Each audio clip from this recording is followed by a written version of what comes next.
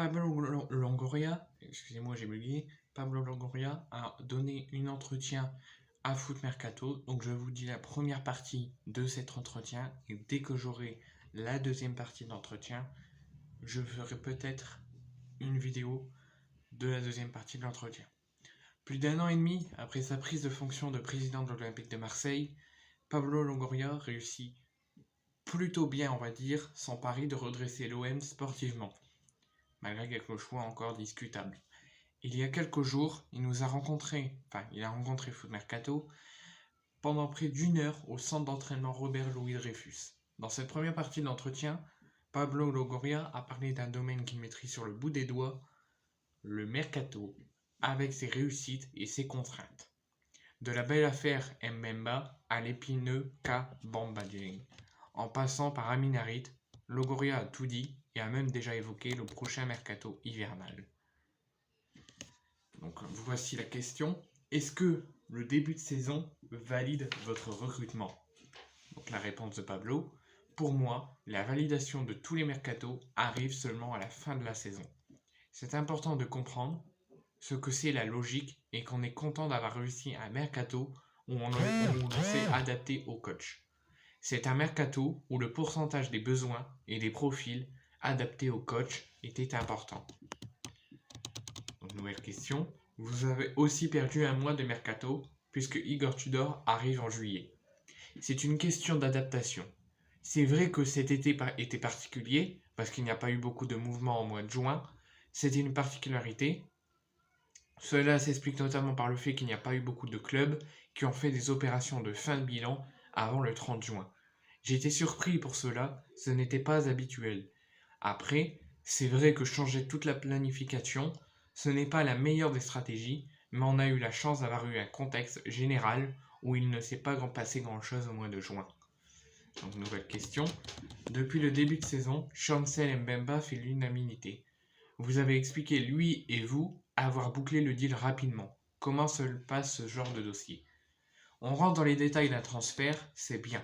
Avec Igor Tudor, on avait discuté pendant quelques jours du profil idéal pour nous renforcer au poste de défenseur central. Il y avait des aspects fondamentaux, on avait besoin d'un joueur avec la capacité d'accélérer balle au pied afin d'être supérieur dans les duels individuels pour les sorties de balle. On avait aussi besoin d'un joueur qui avait les capacités de récupérer sur les espaces et de mettre de l'impact dans les 1 contre 1. On n'a pas vraiment regardé des situations dans lesquelles ces équipes jouaient, notamment au niveau du marquage individuel. Après cela et dans l'analyse, Igor, Javier, Ribalta, donc le directeur de football de l'OM, et moi, on considérait Chancel qui était disponible sur le marché comme le profil idéal pour l'OM. C'est pour ça qu'une fois qu'on a eu la validation totale de tous les trois, on a commencé à négocier de façon très agressive parce qu'on avait un consensus sur un joueur. Nouvelle question. Justement, Javier Ribalta est officiellement arrivé cet été au poste de directeur du football. À partir de quand vous avez discuté de l'OM avec lui? On apparaît dans les moments finaux de la saison. La saison dernière, cela s'est terminé de façon compliquée au niveau des énergies. C'était une saison que je ne voulais pas répéter. Spécialement, j'avais compris qu'il fallait une personne forte sur le domaine sportif pour me permettre de m'occuper de beaucoup d'autres choses à l'intérieur du club avec lucidité et plein d'énergie. Aussi, avoir une autre perspective dans le domaine des prises de décision. Dans le domaine sportif, cela me permet aussi de prendre de la hauteur dans la fonction de président. Les contacts ont commencé à la fin de la saison dernière, avec cette volonté de vouloir quelqu'un dans le domaine sportif, avec lequel on pouvait partager la stratégie en toute confiance. Okay, nouvelle question. Cet été, il y a eu aussi l'épisode concernant Bamba Dieng. Cela a-t-il été dur à vivre? Humainement, ce n'était facile pour personne. Quand tu es dans le mercato d'été, avec un joueur qui est dans les radars des autres clubs, avec une possibilité de sortie, ce n'est pas facile au niveau mental pour le joueur. Mais ce n'est pas facile non plus pour le club. À partir du moment où le joueur est revenu ici, la situation a changé radicalement. Le joueur a beaucoup progressé et la conséquence est qu'il a récupéré une place dans l'effectif parce que la méritocratie est la chose la plus importante dans la vie. Mais jouer une compétition avec des mercatos encore ouverts, c'est très compliqué, notamment pour la psychologie des joueurs. Ce n'est pas non plus facile dans la relation que tu as avec un de tes joueurs qui se comporte différemment dans une situation de mercato. Ce n'est pas facile à gérer pour personne. question. Amin Harit est arrivé 2 fois à la dernière minute du mercato, donc le mercato suivant, le mercato présent. Quel genre de discours faut-il tenir pour le faire patienter? Amin, c'est quelqu'un de très important. Au niveau du groupe, au niveau sportif, dans le football, il y a bien évidemment le sportif, mais il y a aussi la mentalité personnelle. Tu fais un groupe de 21, voire encore 22 joueurs qui travaillent tous les jours ensemble et qui forment ce qui est le plus important, une équipe. Amin, c'est quelqu'un d'extraordinaire pour cela, en plus de son niveau footballistique. Quel discours j'ai eu pendant l'été? Pour moi, c'était facile. Pour faire un transfert, tu dois avoir le consensus de tout le monde. Dans ce cas, il fallait le coach, David, Friot, le directeur sportif, Rabière et moi. Il fallait que tout le monde soit convaincu. J'ai dit à Amine de rester tranquille parce que dans la vie, les choses qui doivent arriver arrivent et cela va être facile qu'il fasse le consensus. Le consensus est arrivé au mois d'août. Question, il fallait aussi convaincre Igor Tudor. Il fallait aussi que nous, en groupe de travail, on comprenne Igor Tudor. Comment il voulait jouer, de quoi il avait besoin. Parce que tu te retrouves avec un coach qui vient d'arriver lors d'une pré-saison dans laquelle tu dois chercher dans une situation particulière à gagner le respect de tout le monde. Au niveau de tes concepts, de tes entraînements, de ta personnalité et de ton travail au quotidien.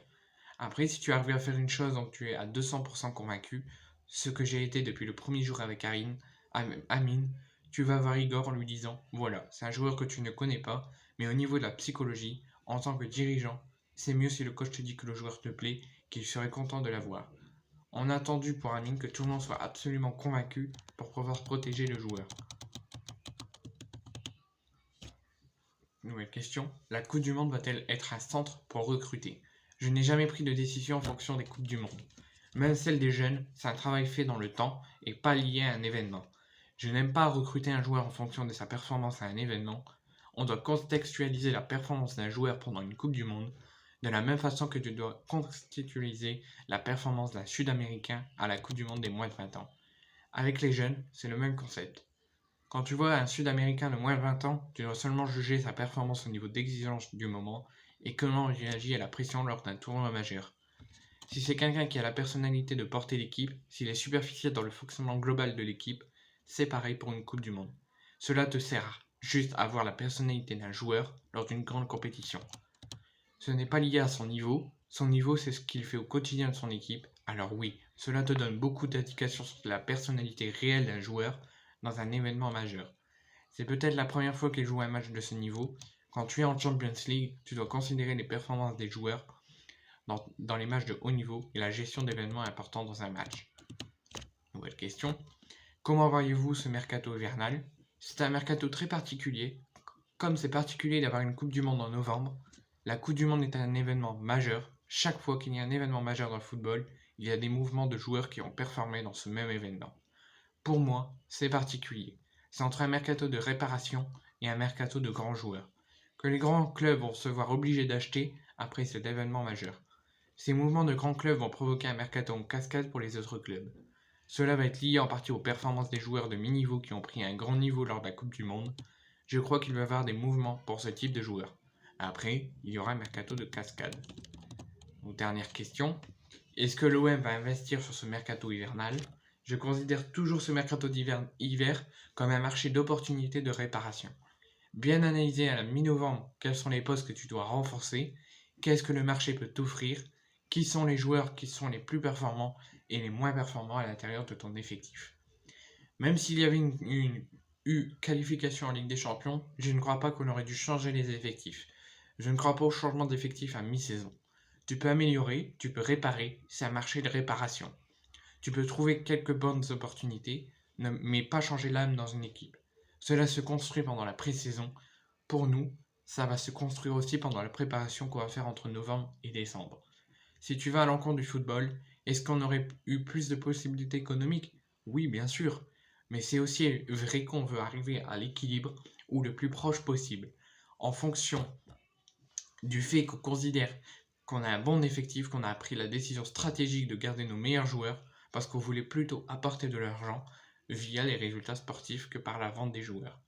Donc voici la première partie de l'entretien de Pablo Longoria avec Foot Mercato. La deuxième entretien, soit je vous ferai une vidéo pareil pour vous dire la question et ce qu'il a dit, ou soit vous la verrez bien évidemment sur l'application Foot Mercato. Donc n'hésitez pas, ne vous inquiétez pas, si je ne fais pas de vidéo pour la deuxième partie, vous pouvez retrouver la deuxième partie, la première partie de l'entretien sur l'application ou sur internet Foot Mercato.